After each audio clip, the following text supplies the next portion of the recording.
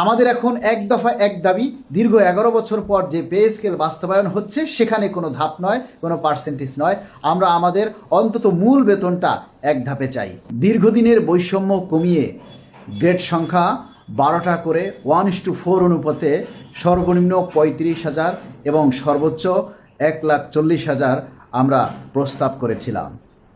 বৈষম্য কমেনি, গ্রেড সংখ্যাও কমেনি, অনুপাত 1:4 থাকেনি, অনুপাত গিয়ে ঠেকেছে 1:8। দুইটা পে স্কেলের সমন্বয়ে আমরা চেয়েছিলাম সর্বনিম্ন 35,000 টাকা, সেটাকে কমিয়ে নির্ধারণ করা হলো 20,000 টাকা। আর বৈষম্য কমানোর জন্য সর্বোচ্চ যেটা 1,40,000 চেয়েছি সেটাকে আরও বাড়িয়ে 1,60,000 করা হলো। এই হলো আমাদের বৈষম্যের অবস্থা। দীর্ঘ 11 বছরে 2টি পে স্কেল পাওয়ার কথা ছিল, কিন্তু পাইনি একটিও। এখন নবম পে স্কেল বাস্তবায়নের জন্য এই সরকার ঘোষণা দেয়, সরকারকে আমরা ধন্যবাদ এবং কৃতজ্ঞতা জানাই। এবং এরই সাথে এই পে স্কেল যাতে দ্রুত বাস্তবে রূপ নেয় সেজন্য দ্রুত প্রজ্ঞাপন জারি করার জন্য আমরা দাবি জানাচ্ছি। যেহেতু 11 বছরের বৈষম্য কমেনি, আমাদের দাবিটাও আগের জায়গায় থাকেনি, সেটাকে কমিয়ে সর্বনিম্ন 20,000-এ নিয়ে আসা হয়েছে, সর্বোচ্চটাও বাড়ানো হয়েছে।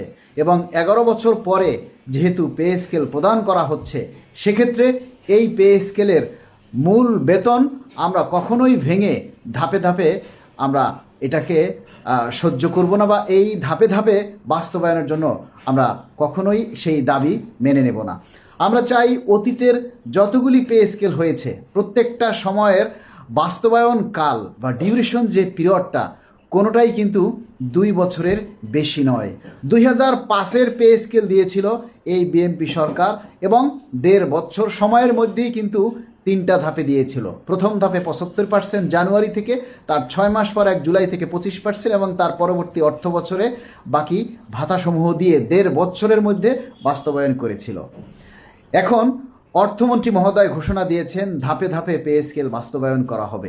যেহেতু অতীতের সময় আর নেই এবং অতীতের পে স্কেলগুলি ক্রমান্বয়ে 5 বছর পর পর নিয়ম অনুযায়ী বাস্তবায়িত হয়েছিল, এবং এই নবম পে স্কেল যেহেতু 11 বছর পর বাস্তবায়িত হচ্ছে, এর মধ্যে দ্রব্যমূল্য, মূল্যস্ফীতি সহ নানা পরিবর্তন ঘটেছে। তাই আমরা এই পে স্কেলটা 100% মূল বেতন একেবারে বাস্তবায়নের জন্য আমরা জোর দাবি জানাচ্ছি, যাতে আমাদের 100% মূল বেতনটা প্রথম ধাপেই একেবারে বাস্তবায়ন করা হয়। আপনারা যারা আমাদের এই কথাগুলি বা আমাদের এই ভিডিওগুলি দেখছেন, সবাইকে অনুরোধ করব, প্রিয় বন্ধুরা, এখন কিন্তু আর রাজপথে গিয়ে আন্দোলন করার সুযোগ নেই। তাই এই সোশ্যাল বা সামাজিক মাধ্যমেই আমাদের দাবিগুলি আপনারা জোরালোভাবে তুলে ধরবেন এবং এই সোশ্যাল মিডিয়াতে বা ফেসবুকের মাধ্যমে বা ইউটিউবের মাধ্যমে যেভাবেই বলেন, মিডিয়া প্রচারণার মাধ্যমেই আমাদের দাবির কথাগুলি সরকার প্রধানের কাছে, মাননীয় প্রধানমন্ত্রীর কাছে তুলে ধরতে হবে।